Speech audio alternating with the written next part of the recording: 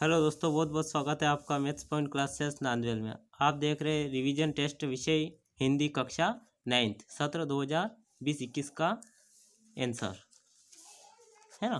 तो ज़्यादा समय व्यतीत नहीं करते हुए मैं प्रश्न क्रमांक 1 देखता हूँ। सही विकल्प चुनकर लिखिए।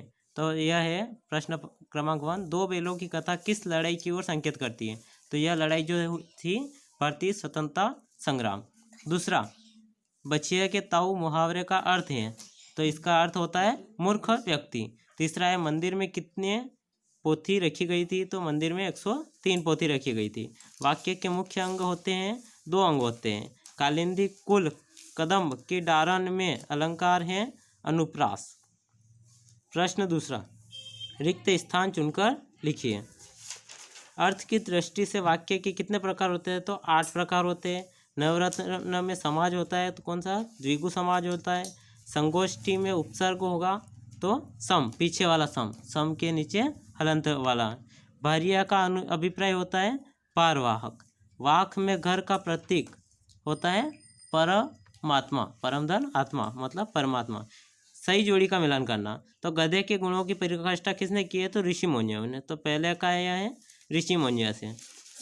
डांडा थोला की ऊंचाई है लगभग 16-17 हज़ार फीट, मतलब दूसरे, ये 16-17 हज़ार फीट दूसरे वाले में। पखा पखी क्या है? तो पक्ष विपक्ष को पखा पखी भी कहते हैं। कच्चे सकोरे तो स्वाभाविक रूप से कमजोर होते हैं, उनको कच्चे सकोरे बोलते हैं। सूरज का ब्याह, सूरज का ब्याह रामधारी सिंह दिनकर ने लिखा है। अब एक वाक्य में उत्तर देखते हैं।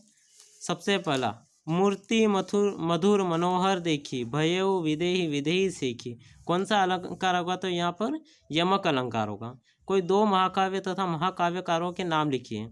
तो सबसे पहला है कामायनी, कामायनी लिखा है जयशंकर प्रसाद ने। और दूसरा है रामचरितमानस, यह जो लिखा है तुलसीदास ने। मिजबान कहानी की किस लोक भाषा में लिखी गई है? तो यह थोड़ी देर बाद बताऊँ। किस कवि रसखान पत्थर के रूप में किसका अंश बनना चाहते हैं? तो गोवर्धन पर्वत। निरापद सहिष्णुता का अर्थ स्पष्ट कीजिए। तो अत्यंत सीधापन है ना, इसका अर्थ होता है अत्यंत सीधापन। मिजबान जो कहानी लिखी है यह है उर्दू भाषा में। किस भाषा में लिखी है?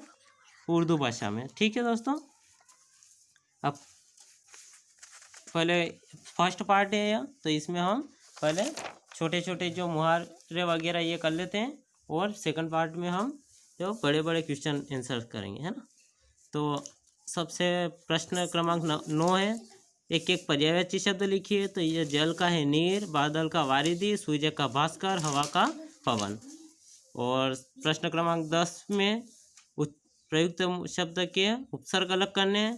तो उच्चारण का हुआ उत्तधन चारण, सद्धर्म का होगा सतधन धर्म, संगम का होगा समधन गम, चिरायु का होगा चिरधन आयु। ठीक है। अब आपको यदि अथवा वाला करना है, प्रत्यय लिखना है, तो दौड़ना में ना प्रत्यय होगा, परिचायक में आयक प्रत्यय होगा, गरीबी में ई प्रत्यय होगा, मुखड़ा में डा प्रत्यय होगा। ठीक है। अब प्रश्न क्रमांक 11, निम्नलिखित मुहावरों का अर्थ स्पष्ट कीजिए। तो इसका होगा फूला न समाना का होगा बहुत खुश होना। इसका अर्थ स्पष्ट करते हुए ऐसे वाक्य में प्रयोग ऐसे करेंगे कि